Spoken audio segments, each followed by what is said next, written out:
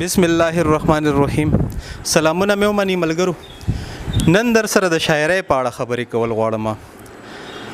د شاعرۍ په اړه ټولو ته معلومات شته، هر سړی پوهیږي چې شاعري څه ته وایي.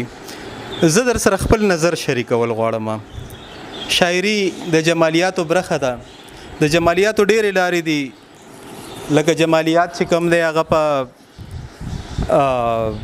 رنګونو کې هم شته، په میوزیک کې هم جمالیات شته، سکلپچر دی، د جمالیاتو بشماره لارې دي. یوه لاره پکې شعر هم دی. شعر د ادب حصه ده او ادبیات په ژبه کې تخلیقیږي. جمالیاتو کې د ټولو نه مشکل دغه جمالیات دي چې په ژبه کې کم کار تخلیق کم عمل کیږي، هغه ډیر سخت دی. د دې تفصیل ته به لږ وروستو لاړ شم.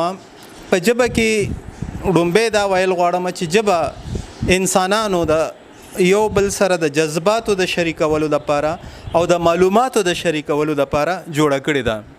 نو د معلوماتو تر حده پورې خدا ژبه ډیره کامیابه ده. انسان چې تر اوسه پورې څونه ترقي کړې ده، تر سپوږمۍ ختلی دی او څه صحیح کړي دي، دغه ټول هر څه چې کوم دی دغه د ژبې په اساس ولاړ دي. ژبې خپل دغه مقصد ښه په نره پوره کړی دی.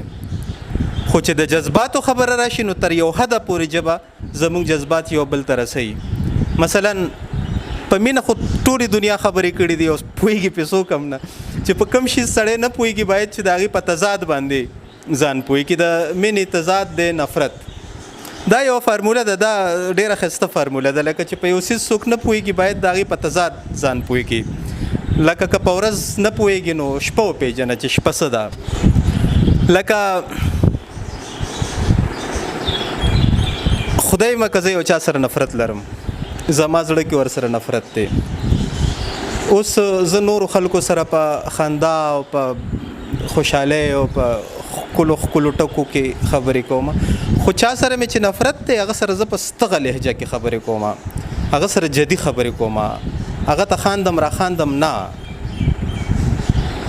دغسې دا نفرت زما نور زیات شي، دغه ستغه لهجه زما نور ستغه شي، بیا زما نفرت نور زیات شي. دغه وکیبلري چې کومه د لغات دې کې سخت الفاظ راټولوم او هغه ته وړاندې کوم، زما نفرت نور هم زیات شو. اوس وکیبلري کې دا سخت الفاظ چې کوم دي دا لاړل بیا خیرو ته، ما ورته خیرې شروع کی، زما نفرت نور هم زیات شو. اوس خیرو نه پورته لاړم زه کنزلو ته، ما کنزل شروع کړ. د نفرت اظهار په کنزلو کې، د کنزلو بیا درجې دي، هغه آخري درجې ته زه ورسېدم د کنزلو او زما نفرت نور هم زیات شو. بس دلته ژبه فیل شوه، دلته ژبه نور ما نه سپورټ کوي. زه بیا ژبې نه بهر روزم، زه بیا سپېړه وم، زه بیا کاڼی راواخلم سړي ته دا سر مات کړم، پې زه بیا ډز وکړم. خدای مکه دا ډز زه ولې کوم؟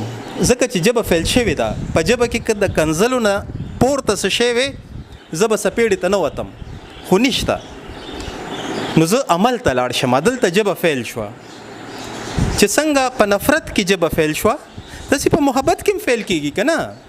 زه یو چا سره د مینې اظهار کومه لګیا یم، یو حده پورې مې وکړو، د هغې نه پس ته زما ژبه فیل شوه، بس نور ما ژبه نه سپورټ کوي. نو زه به د مینې اظهار څنګه کوم؟ داسې نفرت خو نه دی چې زه ډز وکړم سړی ولمه، دا خو مینه ده. نو زه جمالیاتو ته راټوپ کم، زه د خپلو جذباتو اظهار په پینټینګ کې شروع کم، په رنګونو کې شروع کم، زه میوزیک ته لاړ شم. شاعري هم دغه شی دی. شاعري د عامې ژبې نه څو لیشتې پورته شی دی، څو ګزه پورته شی دی. عامه ژبه کې چې څه مونږ ویلی شو یو بل ته، هلته د شعر جت نه راپېښېږي. شاعري د عامې ژبې نه پورته څیز دی. لکه په عامه ژبه کې چې د اظهار څونه لارې دي د جذباتو اظهار، هغه چې تر کومه حده پورې زه کولی شم تر هغه حده پورې وکړم. هغې نه پس ته بیا چې کوم ځای کې ژبه فیل شي هلته زه شاعرۍ ته راشم. تاسو به لیدلي وي دا ځینې شاعران ملګري هسې چتې پسې باز پرېږدي. زه وایم چې کومه خبره په خبرو کې کېږي هغې ته د شعر اډواجت نشته. شعر هغلته پکار دی چې کوم ځای کې خبرې فیل شي. زما د شعر